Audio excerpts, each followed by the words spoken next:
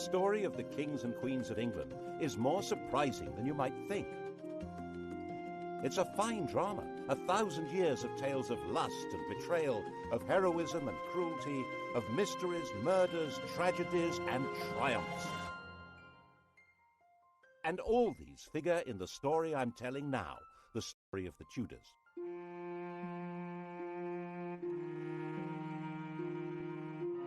Above all, though, the story of this great dynasty of rulers is a tale of passionate love affairs and what happens when love and high politics collide.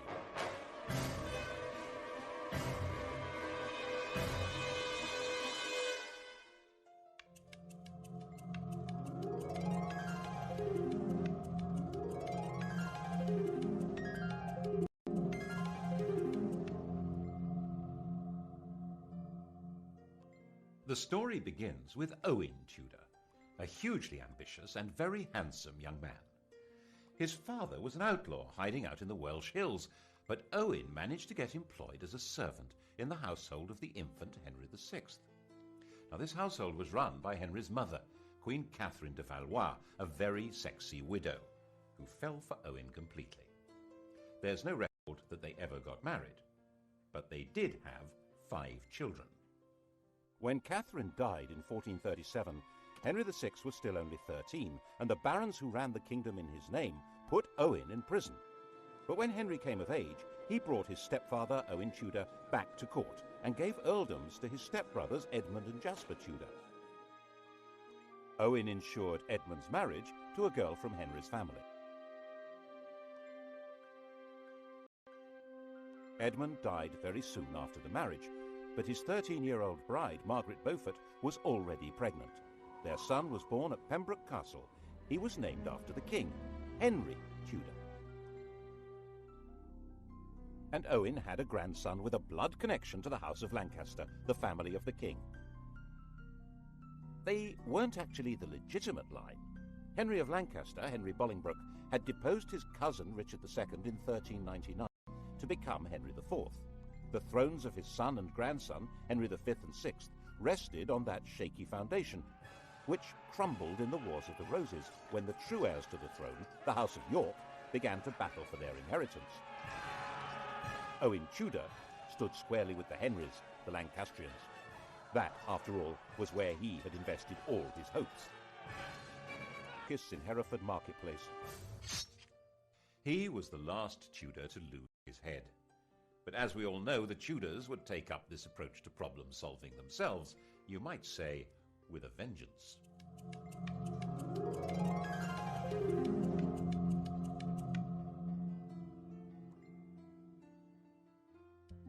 Edward of York seized the throne, Edward IV, and Owen's 4-year-old grandson, Henry Tudor, began what would be decades of living on the run or as a refugee. But 3 years later, King Edward did something would eventually give Henry Tudor everything Owen had wished for. He fell in love, and that began a chain of events which altered all England's history. When Edward was about 20, he was waylaid by an attractive widow of about 25 who was trying to recover her late husband's property. Edward, 6'3" tall and really very good-looking, wanted to help, and he became besotted. It seems she persuaded him to secretly enter into a contract to marry her. Her name was Eleanor Butler. About a year later, in 1464, another attractive widow, 26 years old, pulled the same stunt, and Edward did it again. Unbelievable! This time the lady was called Elizabeth Woodville, and this time it wasn't just a contract to marry, it was a full marriage to a commoner. When Elizabeth Woodville was crowned in Westminster Abbey, the whole of Europe was scandalized. Marriage was all about alliances of power and property. Marrying a penniless woman for love was simply disgusting. The negotiators trying to arrange a proper royal marriage were humiliated. And when Edward heaped honours, wealth and titles on Elizabeth's relatives, the Rivers family, the nobility of England were outraged. They were, quite frankly, getting completely above themselves. If anyone had known about Edward's promise to marry Eleanor Butler, things would have been even worse.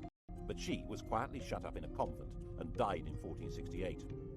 As it was, Edward lost so much support that in 1470 he was actually driven out of England, and Henry VI came back to the throne. A few months later, Edward came back into London and regained the crown, thanks to the strong support of London merchants to whom he owed money, and even more, it was said, of their wives and daughters, who really seemed to have found him romantically interesting. Which, face it, Henry VI certainly wasn't, unless you fancied an elderly saintly scholar who'd lost his mind. In the battles that followed, Henry's son, another Edward, was killed, and King Henry himself, captured, disappeared into a prison and was never seen again. The whole male line of the House of Lancaster, the descendants of the sun's fragile thread, Margaret Beaufort and her 15-year-old son Henry Tudor. Not that they had any claim to the crown. Of course, the Lancaster dynasty had begun by simply usurping the throne, but on top of that, Margaret's grandfather was illegitimate. A law had been passed to make him legitimate, but it also barred him and his descendants from the succession. And that would probably have been that, if it hadn't have been for Edward's little secret, which didn't emerge until Edward himself was dead. He was only 41 when he fell ill and died. His son, the Prince of Wales, also called Edward, was just 12 years old. Everyone refers to this young man as Edward V, but he was never crowned.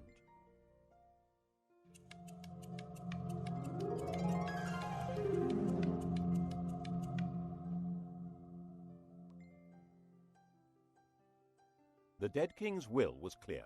Prince Edward would be his successor, of course, but he would be in the care of a guardian and protector of the kingdom. That person was Edward IV's brother, Richard, Duke of Gloucester. We all know him as the most evil king in English history, the warped and twisted Richard III. Richard had been in effect King Edward's vice-regent in the north, based in the city of York, and no one at that time said anything bad about him at all. But the Queen thought there was someone even better to run her son's kingdom. Her. King Edward IV had died at Westminster. Elizabeth immediately sent her brother and other members of her household rushing up to Ludlow, where Prince Edward was staying. The idea was to hustle him to London and install him before Richard even knew what was going on. Then she and her family, the Rivers, would have control of everything. Richard, of course, did find out what was going on and said he would meet up with the party as they brought the prince through Northampton. Okay? Okay. Except that when he got to Northampton, he found that the Rivers didn't have the prince with them. Alarmed, Richard took them prisoner and found their baggage stuffed with arms and armour. There was plainly an attempt being made at a coup. Richard nipped it in the bud. He found they'd secreted the prince in Stony Stratford, Elizabeth's family home. This was before blue plaques had been invented. Richard escorted the prince to London and installed him in the Tower of London while he set about organising the coronation. And then came the bombshell. The dead king's contract to marry Eleanor Butler had been made in front of a priest, who now decided it was time to speak. Oops! If Edward really had been betrothed to Eleanor, his marriage to Elizabeth Woodville was bigamy, and the young prince couldn't be king because he... This man, Robert Stillington, was no ordinary priest. Edward had promoted him and trusted him, making him a bishop and keeper of the Privy Seal and then Chancellor of England. But then Stillington became awfully friendly with King Edward's ambitious brother, the Duke of Clarence, and Clarence could not be trusted an inch. If Edward's children were illegitimate, Clarence would be next in line to the throne. Edward quickly had his brother sentenced to death and executed in private with no chance to make a public statement. Instead, the world was told Clarence had drowned in a butt of Malmsey, a barrel of sweet wine. Such a sad accident. And Stillington spent a year locked in the Tower. After his release, perhaps nervous of the power of strong drink, he kept his mouth shut until Edward was dead. But now he spoke, and Parliament believed him. With Edward's children illegitimate and Clarence's disinherited when he was executed, Richard was left as the proper successor. He reluctantly accepted. Well, he accepted.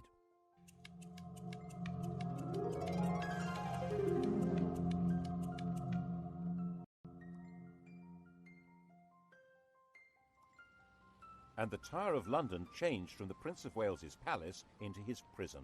He shared it with his brother. Neither was ever seen again. Did Richard have them killed? No one knows, but later the evidence was going to be shaped as far as possible to make him guilty. He's been said to have personally killed Henry VI and Henry's son, whose widow he married, and done the dirty deed with Clarence and the Malmsey, quite apart from the murder of the princes in the Tower.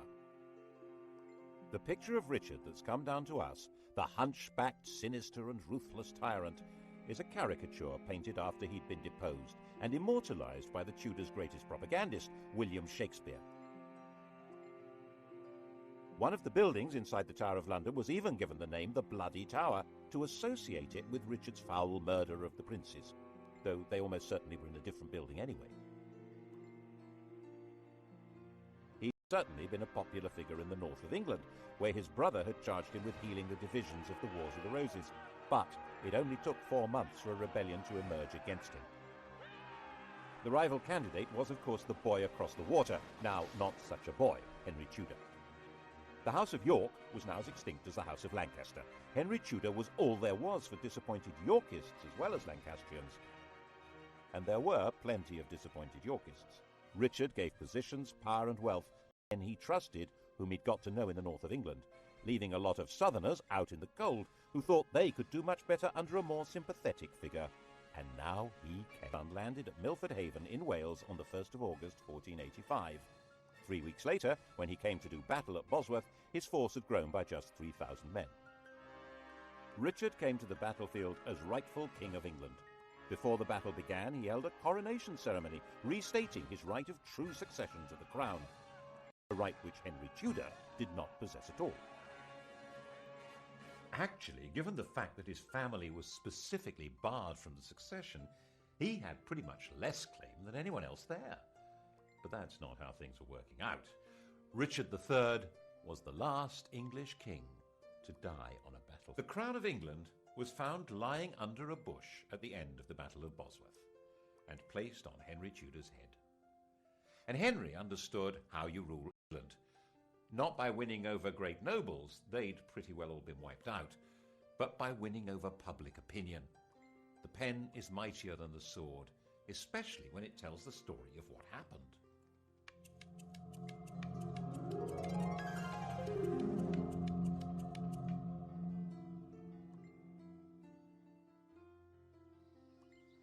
Firstly, he must not be accused of killing a king, so Richard III was not king on the day of the Battle of Bosworth.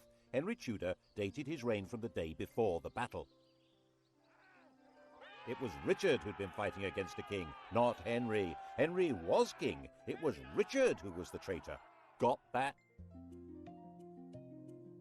Secondly, he must deal with the question of his legitimacy as a ruler, so he married Edward IV's daughter. She was the legitimate line of descent from William the Conqueror, a true Plantagenet. Their son, when they had one, would be the legitimate heir by every possible standard. Well, so long as Edward IV's daughter was legitimate, so that had to be dealt with. All documents relating to the business of Edward's marriage to Elizabeth Woodville being invalid were destroyed. All documents relating to the illegitimacy of their children were destroyed, including the Act of Parliament that had spelt out why Richard should be king. These orders were carried out so efficiently that only one copy of the Act has ever been found. That's how we know about it. Other evidence may have existed, destroyed even more efficiently. And if the children were not illegitimate, then of course Prince Edward had been the true King of England, and Richard was a regicide. What a villain! Assuming, of course, that Richard had been responsible for the boy's death. Well, he couldn't be alive, because if he were, he, and not Henry Tudor, would be the rightful king.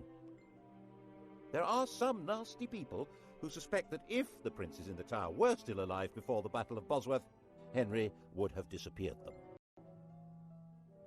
Richard III became the Saddam Hussein of Tudor propaganda. Of course, the consolidation of power was not only a matter of creating favourable propaganda, it also involved getting rid of a few people.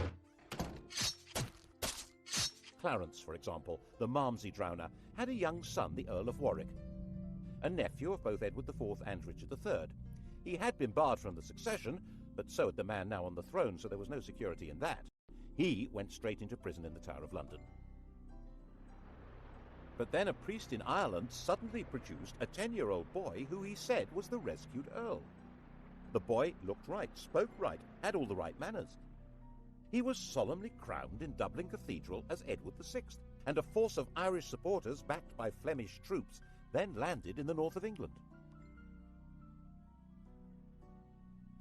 They were supported by the Earl of Lincoln, John de la Pole, who was also a nephew of Edward IV and Richard III. He was their sister's son. In fact, Richard III, who had no children, had designated John as heir to the throne. John knew perfectly well that the child was an impostor called Lambert Simnel, who had been carefully trained for the project. The rebels had obviously assumed that Henry had killed the Earl of Warwick, so wouldn't be able to prove that Simnel was an impostor. They were wrong. The prisoner, still alive, was put on public display, and the rebels were crushed. But never missing a trick, Henry forgave the child and gave him a job in the royal kitchen. He grew up to be a royal falconer. Another impostor appeared in 1492, this time claiming to be the younger of the princes in the Tower, Richard, Duke of York.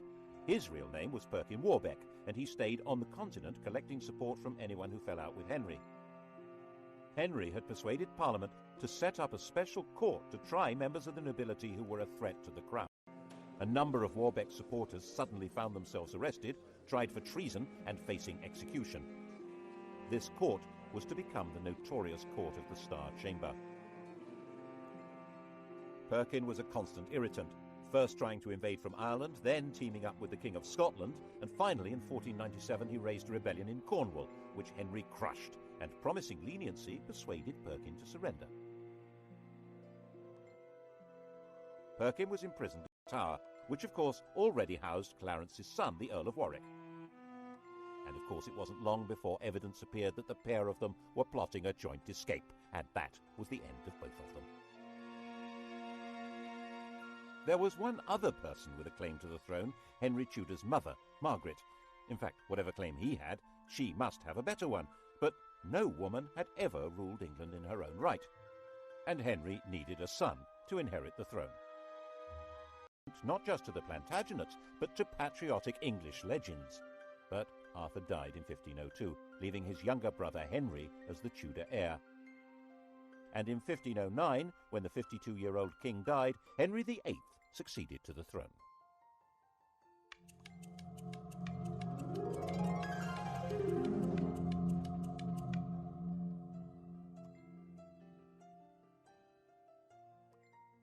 He was the perfect king, a king out of the storybooks.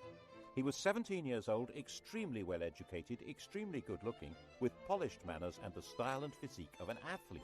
He also had an unchallengeable claim to the crown, and to secure the succession, Henry VIII married the woman to whom he'd been betrothed for 7 years, Catherine of Aragon, his dead brother's widow. The Spanish worried that this was against church rules, and so the Pope granted a dispensation.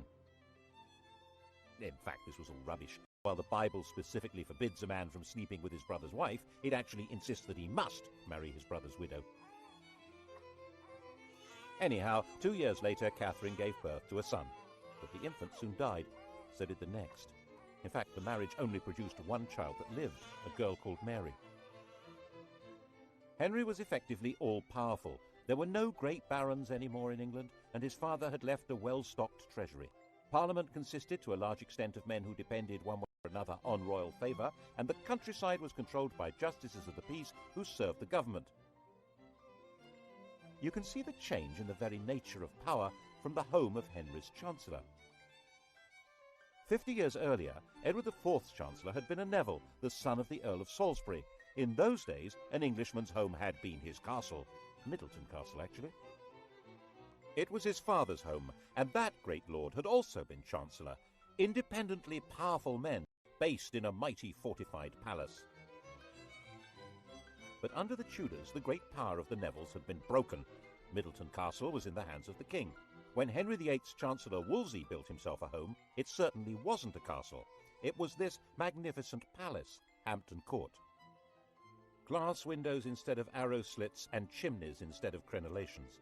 No one needed a fortified house under the protection of a great king, and it was all at Henry's pleasure. If Wolsey didn't deliver what the king wanted, he was entirely dispensable, and And that, of course, is what happened.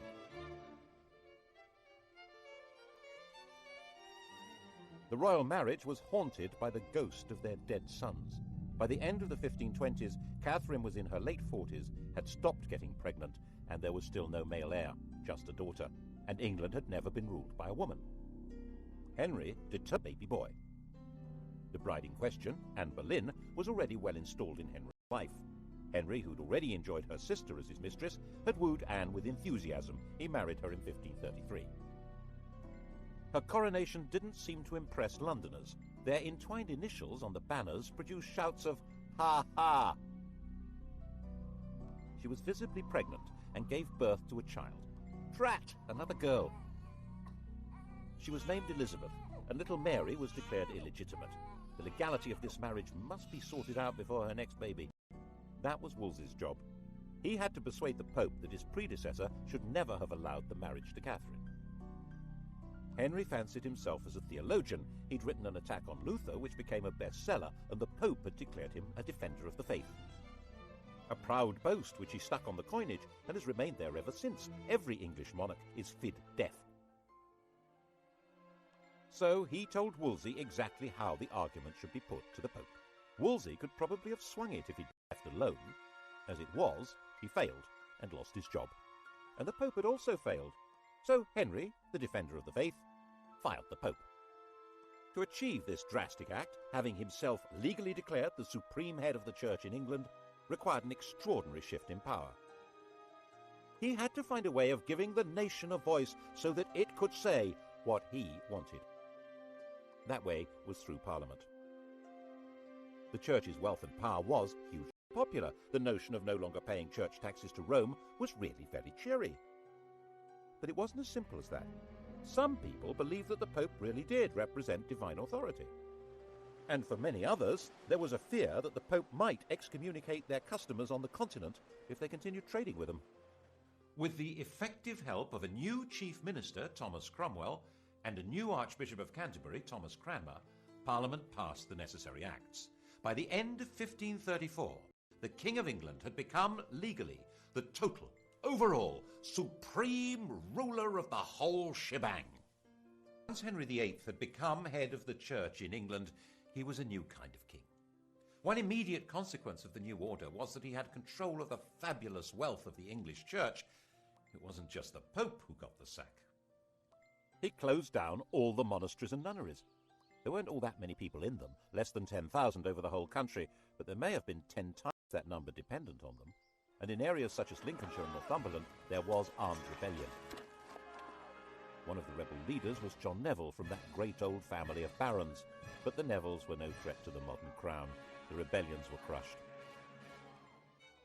And monastic lands were sold off cheap to bolster the treasury, who would loyally support the crown. The old struggle for power between the papacy and the monarchy had now been decisively settled.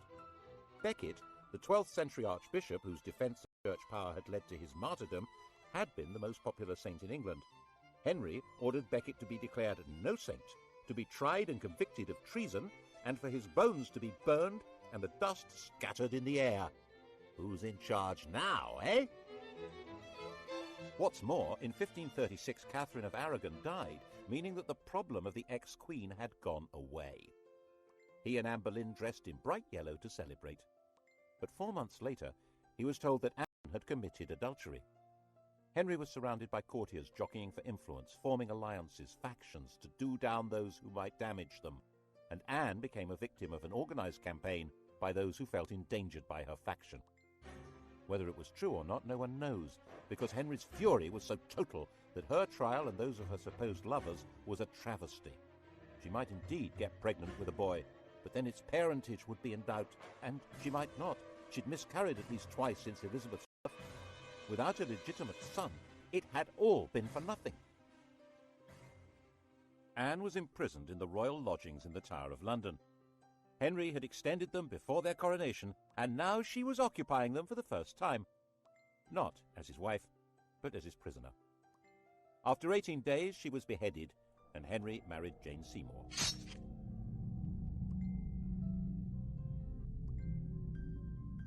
England after the death of Anne Boleyn was a kingdom like no other. Henry ruled in England as head of the church as well as king, like some pagan priest-king. He was the judge of heresy as well as crime. He held the keys to heaven as well as to earthly promotion. That chap in the Vatican was now just referred to as the Bishop of Rome. To even think the wrong thoughts in this kingdom could be treason. That was how the new Chancellor, Thomas More, found himself imprisoned in the bell tower of the Tower of London. Not for what he did, or even what he said, but for thinking that the king should not be head of the church. He was publicly executed on Tower Hill. Henry was terrifying, magnificent, generous, dangerous, and in most people's eyes, the best king England had seen in a very long time. And Jane had a son, Edward. Sadly, she died in childbirth, but the throne was safe. His only problem was abroad, and by 1539 it did begin to look as though the Bishop of Rome might be lining up some muscle against him. But there were now well-established and powerful Protestant princes in Germany, and on the fine old principle that my enemy's enemy is my friend, the defender of the faith, intellectual scourge of the Lutherans, had married one. Actually, neither of them was much interested in theology, or in each other. Henry, now fat, with an ulcerating leg and a vicious temper, thought his 23-year-old wife was plain silly and lacking in all the graces. He called her a Flanders mare, and they both quickly agreed the marriage was a terrible mistake. Fortunately, it was soon discovered that she had a pre-contract of marriage with someone else, and so there never had been a valid marriage to Henry. The only casualty was Thomas Cromwell, who'd set the whole thing up, and who now went to the block. Well, him and one of Anne's ladies-in-waiting, Catherine Howard. Her destruction began when More's ended.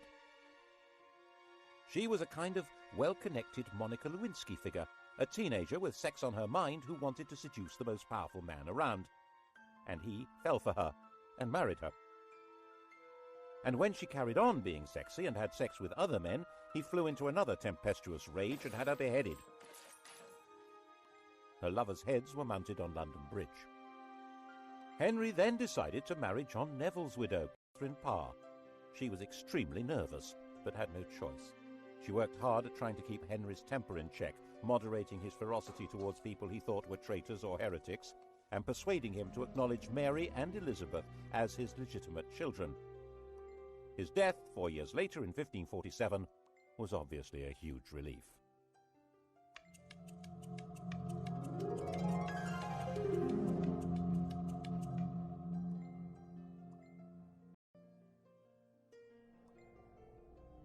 Henry had succeeded in leaving a son, but only just.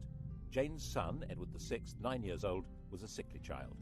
He was educated as a Renaissance prince, a humanist, and as a Protestant, far more so than his father.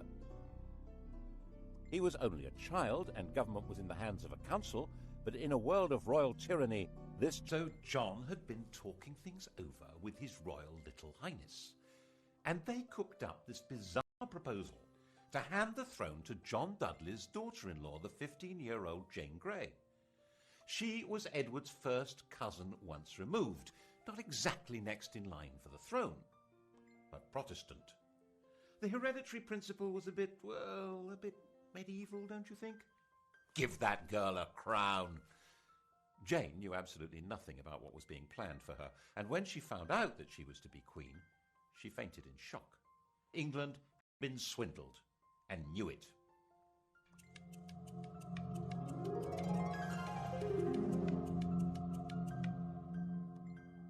Jane came to London as queen, but was she? Everyone's eyes turned to Mary. Throughout all that had happened since Henry had disowned her, Mary had very publicly maintained her Catholic faith and the public celebration of the Mass. She'd become a symbol of resistance to tyranny, and whenever she appeared in public, she was mobbed and cheered. And now Mary announced that she was the proper heir to the throne, and she was going from her home in Framlington in Surrey to be crowned in London. The journey was a procession through villages and towns filled with cheering crowds. She entered London to the greatest street party the city had ever seen. The dancing, drinking and bell-ringing went on all night. After just 9 days as the first woman to rule England, Jane was placed under arrest by her own father, who was supposed to be her chief defender. She was imprisoned, and Mary felt obliged in the end to have Jane executed. It didn't help that her father joined a rebellion against Mary. But by then, 6 months after her triumph, many people were ready to rebel against Mary. The defiant woman who'd stood against tyranny was now on the tyrant's throne. The English didn't actually like the papacy, but Mary did. The English didn't like Spain, but Mary did. She married its king, Philip II. And the English didn't like being forced to subscribe to religious beliefs on pain of death. Mary had 277 people burned alive because of their religious opinions. Bloody Mary. Unable to have children, a bitter invalid, England's second queen died in 1558, 42 years old, the most detested ruler in all England's history. There were celebrations almost as fervent as had greeted her arrival 5 years before.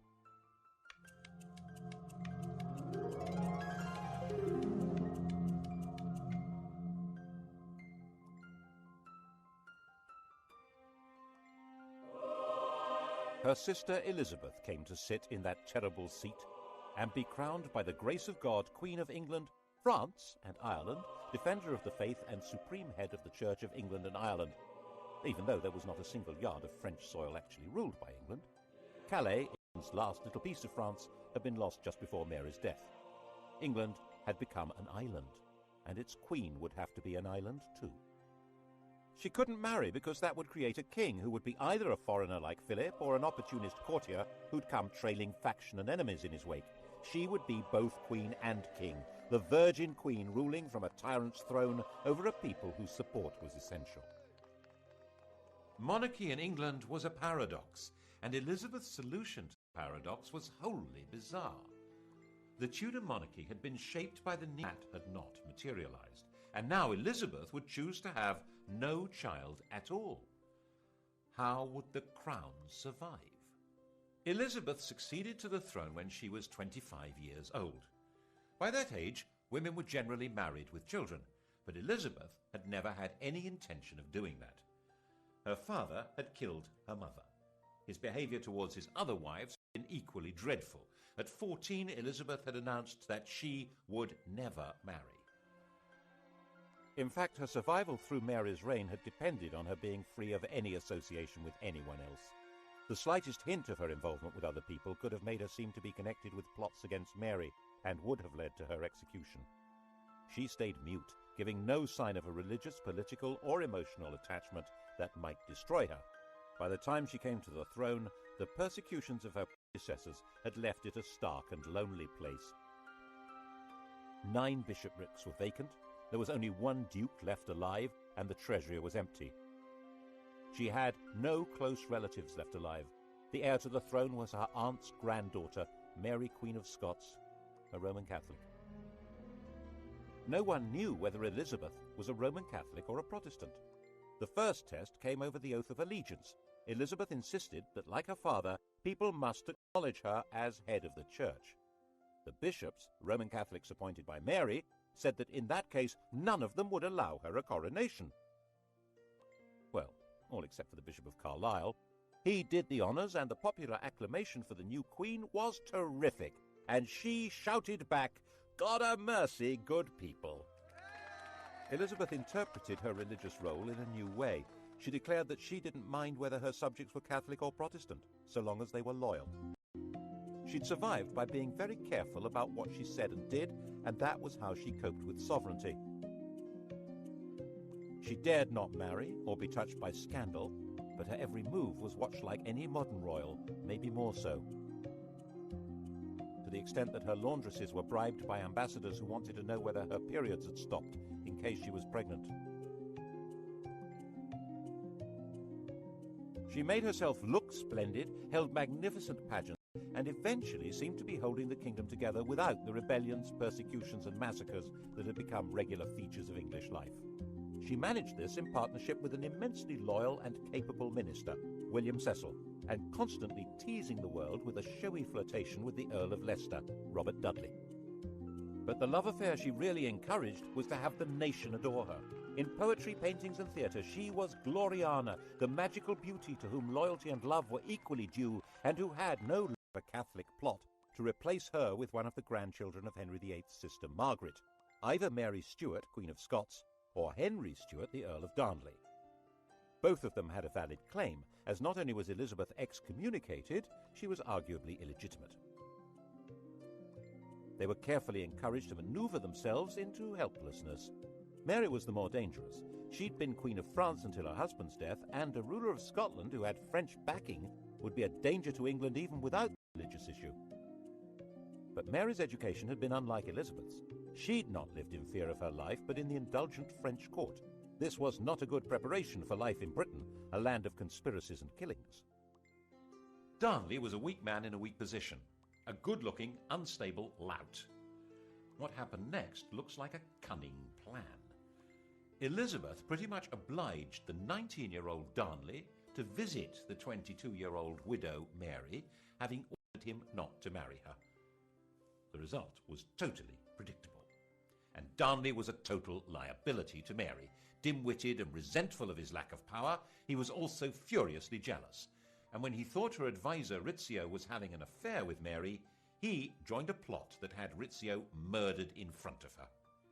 She now viewed Darnley, the patsy in all this, with hatred and contempt, and was herself complicit in the plot that murdered him with an explosion.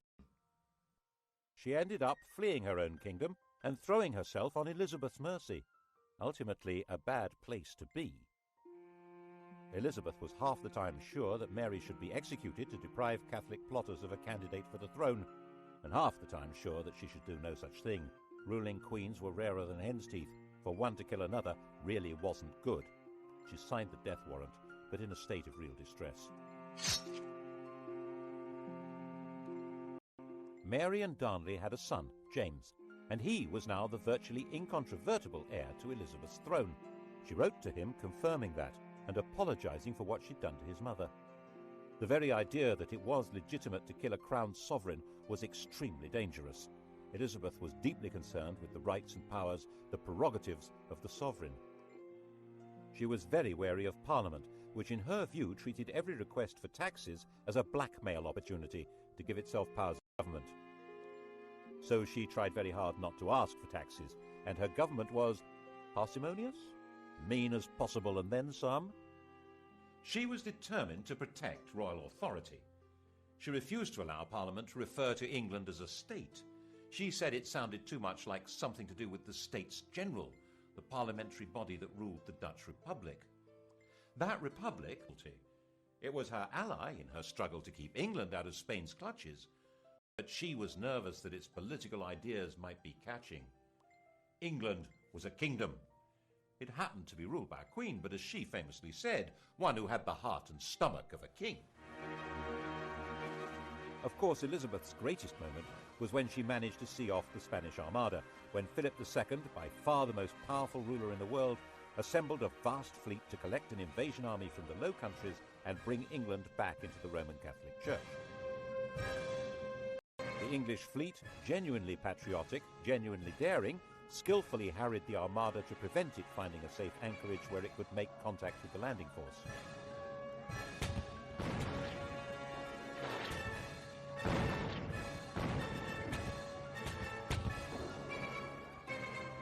When the Spanish decided to sail home, they were hit by strong winds and heavy seas that were too much for many of these Mediterranean cargo vessels. So far as the English and the Dutch were concerned, God had blown them away. Philip himself saw it as a baffling defeat that meant God was not on his side. But Elizabeth was still not prepared to ask Parliament for the money to pay her victorious sailors' wages. They were not due to be paid until they came ashore, so their queen left them rotting at anchor. And when messengers came to court to plead for the starving men who'd saved England, they arrived in the middle of extravagant celebrations of the victory and were turned away. Elizabeth died, the grandest of all England's rulers, in 1603. Her successor was Mary's son, James Stuart, already ruler of Scotland. He had inherited glory, but with it an empty treasury and an isolated kingdom. In the next programme, we'll see what the Stuarts did with this poisoned chalice.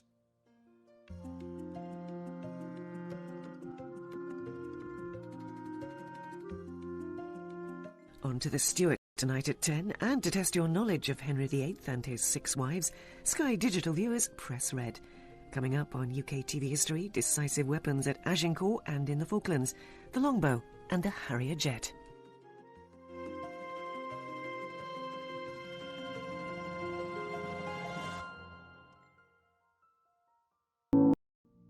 Declared no saint, to be tried and convicted of treason, and for his bones to be burned and the dust scattered in the air.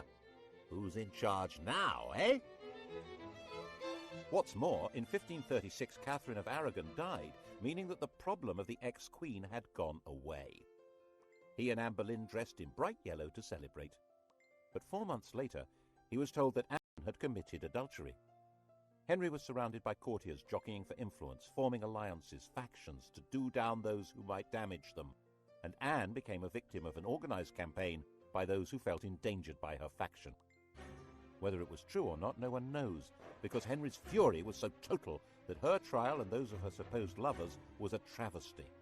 She might indeed get pregnant with a boy, but then its parentage would be in doubt, and she might not.